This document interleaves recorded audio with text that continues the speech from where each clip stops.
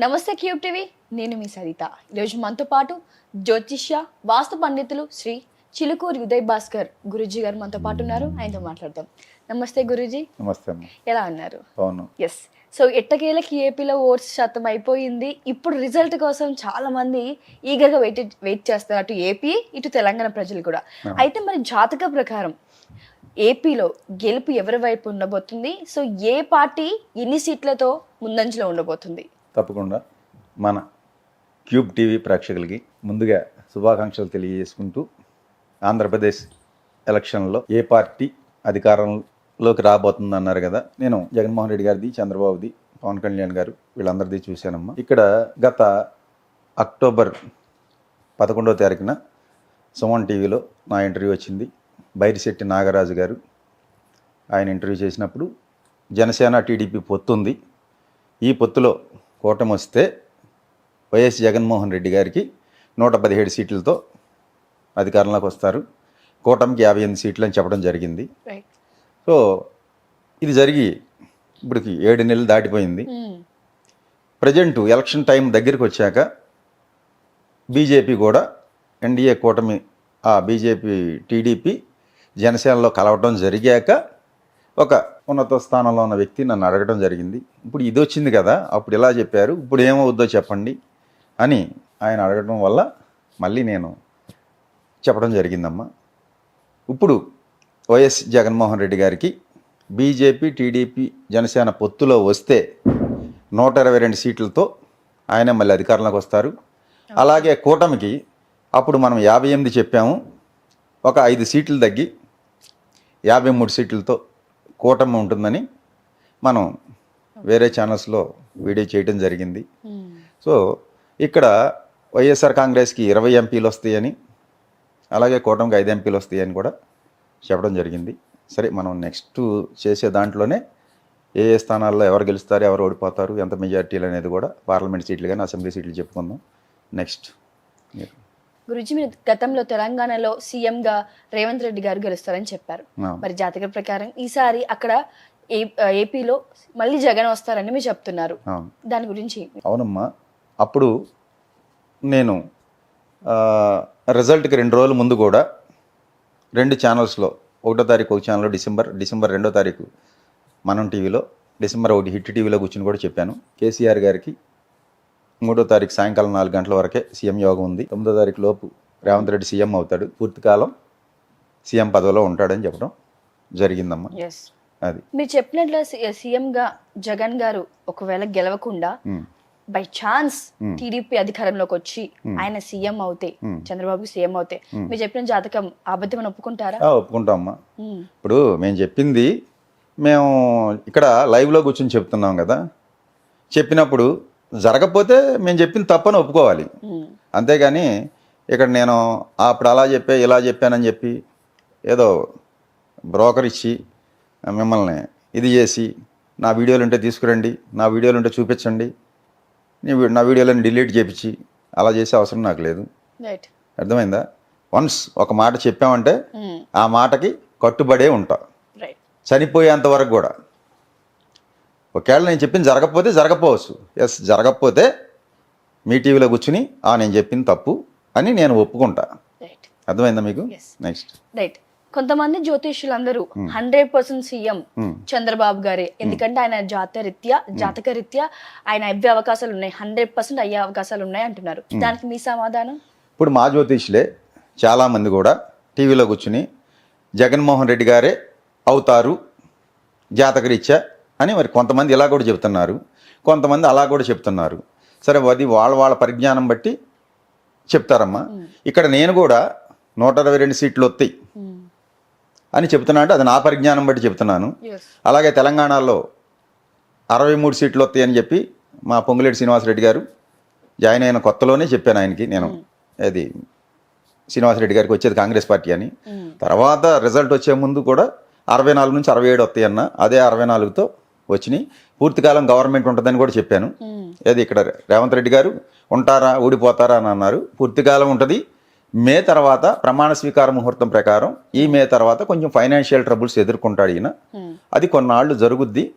ఏదైనా 27 దాటేటప్పటికి ఈ ప్రమాణ స్వీకార ముహూర్తం ప్రకారం సెట్ అవుద్ది. ఆయనకి కుటుంబం అంటే ఈ మంత్రులు ఉన్న ఎమ్మెల్యేల వల్లే కొంత ఇబ్బందులు ఉంటాయి అని చెప్పడం జరిగింది రైట్. ఆ విషయంలో. రైట్. ఒక మనిషికి జాతకం చూస్తే జ్యోతిష్యుడు ఒకే విధంగా చెప్పాలి, కానీ ఇప్పుడున్న సమాజంలో నలుగురు జ్యోతిష్కులు 4 రకాలుగా చెప్తున్నారు. దాని గురించి మీరు ఏమంటారు? చెప్తారమ్మా, మీలో ఉన్న చైతన్యం ఒకటే, నాలో ఉన్న చైతన్యం ఒకటే. అర్థమైందా? చరాచర 24 లక్షల జీవరాశుల్లో ఉన్న అదేనమ్మా 84 లక్షల జీవరాశుల్లో ఉన్న చైతన్యం పలికిచ్చేది కూడా ఒకటే. కానీ నేను వేరేగా పలుకుతా, మీరు వేరేగా పలుకుతారు, మీరు వేరేగా ఆలోచిస్తారు, నేను వేరేగా ఆలోచిస్తా. డిఫరెంట్గా ఎలా ఆలోచిస్తున్నామో ఈ జ్యోతిష్యులు కూడా వాళ్ళ స్థాయి, వాళ్ళ పరిజ్ఞానం, వాళ్ళకున్న అజ్ఞానం, విజ్ఞానం ఏదో ఒకటి ఉన్న స్థాయిని అనుసరించి చెప్పడం జరుగుతుంది, అంతే తప్ప వేరే ఏమీ కాదు. అంటే ఆ తేడాలు ఎందుకండి? అంటే జ్యోతిషం ఎలాగో ఒకటే ఉంటుంది కదా. ఇప్పుడు నా జాతకం, ఇప్పుడు నేను నడుస్తున్నాను, ఒకటే నడుస్తాను, పక్కన మళ్ళీ పడిపోతాను, అంతమంది చెప్తే ఒక మనిషిని ట్రబుల్ చేస్తున్నట్టే కదా అది.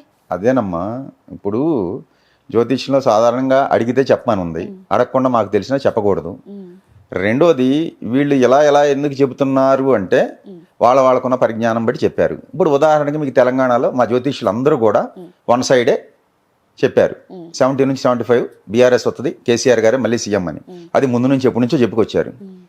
ఇందులో కొంతమంది మేము చెప్పలేదంటారు, చెప్పి కూడా కొంతమంది మేము చెప్పాము, ఒప్పుకున్నాము, జరగలేదంటారు. సరే, దీనికి వ్యతిరేకంగా 1-2-3 కూడా రేవంత్ రెడ్డి అవుతాడని చెప్పారు. అందులో నేను ఒకడిని, నేను కూడా ఇన్ని సీట్లతో రేవంత్ రెడ్డి సీఎం అవుతారని చెప్పాము. అది కాంగ్రెస్ హైకమాండ్ బటన్ నొక్కి ఎవరంటే సీఎం వాళ్ళే కదమ్మా. 10 మంది పోటీ పడ్డారు, వెళ్ళి హస్తంలో మల్ల యోధుల్లాగా యుద్ధం చేశారు. చివరికి రేవంత్ రెడ్డి స్విచ్ నొక్కి రేవంత్ రెడ్డిని కూర్చోబెట్టారు వాళ్ళు. మరి అలాంటి 10 మంది ఉన్న దాంట్లో నువ్వు ఎలా చెప్తున్నావు రేవంత్ రెడ్డి అని నన్ను చాలా మంది అడిగారు. పైన ఉన్నవాడు చెప్తున్నాడు రేవంత్ రెడ్డి అవుతాడని. జరిగిందా లేదా? ఇక్కడ మా జ్యోతిష్యుల్లో మాకున్న పరిజ్ఞానంలో తప్పు లేనుంటే మాయే కానీ, శాస్త్రంలో కానీ, విశ్వంలో ఉన్న శక్తిలో కానీ ఏ తప్పు లేదు. భగవంతుడు ఒకే రూపం, ఉన్న శక్తి, అది అల్లా అనుకోండి, జీసస్ క్రైస్ట్ అనుకోండి, మీరు హనుమంతుడు అనుకోండి, లార్డ్ వెంకటేశ్వర స్వామి అనుకోండి, ఎన్ని రూపాయలు వచ్చినా ఉన్నది ఒకటే చైతన్యం.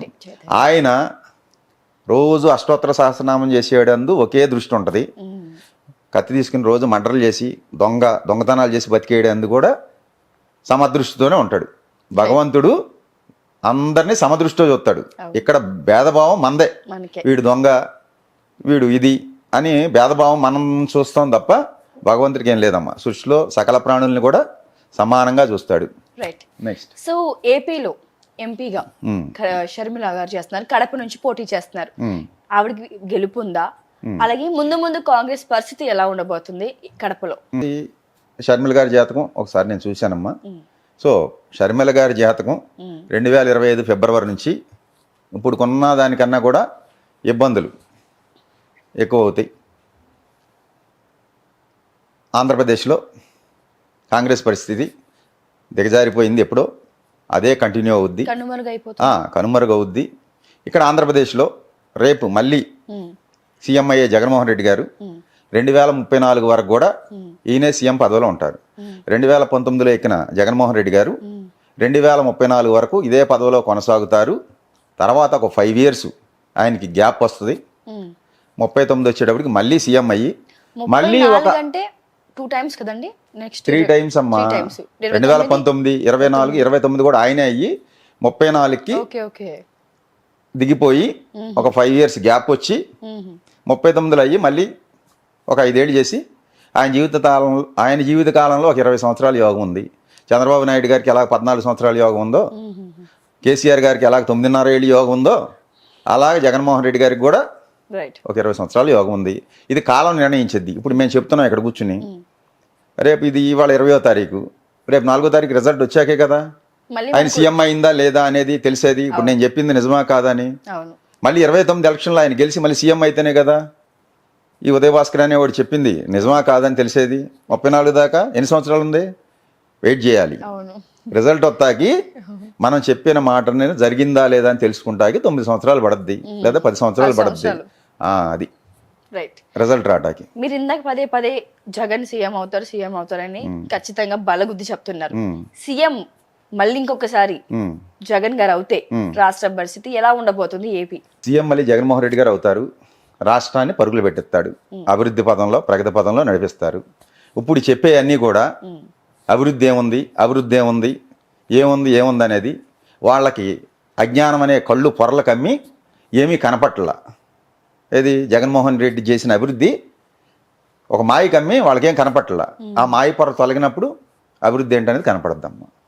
కుబేర లక్ష్మి కటాక్షంతో అందరి ఇంట్లో బంగారం, వజ్రం, వెండి నిండా. లలిత అక్షయ తృతీయ బంగారు నగలకు తరుగులో 1% తగ్గింపు. వజ్రాభరణాలు క్యారెట్కు 5,000 తగ్గింపు.